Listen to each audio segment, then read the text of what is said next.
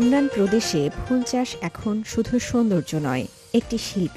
রাজধানী কুনমিংয়ের চিননিং জেলায় ফুলের ব্যবসা এখন তুঙ্গে। চীনে কাটা ফুলের ৭০% আসে ইউন্নান থেকে, যার বেশিরভাগই চিননিংয়ের।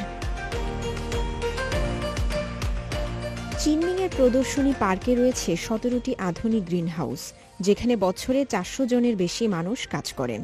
এর ফলে আশপাশের গ্রামের অর্ধেক বাসিন্দারই কর্মসংস্থান হয়েছে। গড় আয় বেড়ে দাঁড়িয়েছে প্রায় ৪০,০০০ ইউয়ানে।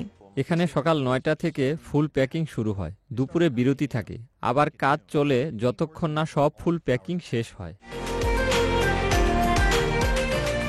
কঠিন শীতল রুমে কাজ করেন তরুণ কর্মীরা। এখানে তাপমাত্রা ২ থেকে ৬ ডিগ্রি সেলসিয়াসের মধ্যে রাখা হয়, যাতে ফুল সতেজ থাকে।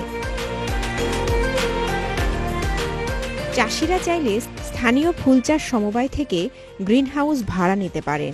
বিক্রি, প্রশিক্ষণ ও প্রযুক্তিগত সহায়তা পরিচালনা করে সমবায়। ফার্মে ব্যবহার হচ্ছে পরিশোধিত পানি, যেন জীবাণু না থাকে। এতে রোগবালাই কমে ও ফুল হয় আরও টেকসই।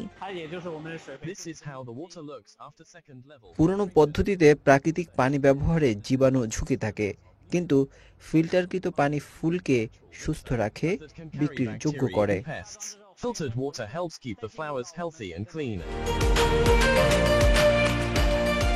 একটি ৬০০ বর্গমিটার গ্রিনহাউস থেকে বছরে ৫০,০০০ থেকে ৮০,০০০ ইউয়ান আয় সম্ভব। বর্তমানে চিননিংয়ে প্রায় ৯.৩ বর্গ কিলোমিটার এলাকায় বিস্তৃত ফুলের খামার, যা ১,৩০০টি ফুটবল মাঠের সমান।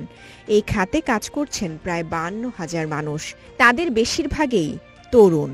ফুলের সুবাস বদলে দিচ্ছে ইউন্নানের গ্রামের গল্প। প্রযুক্তি ও তরুণদের অংশগ্রহণে গড়ে উঠছে নতুন এক গ্রামীণ অর্থনীতি।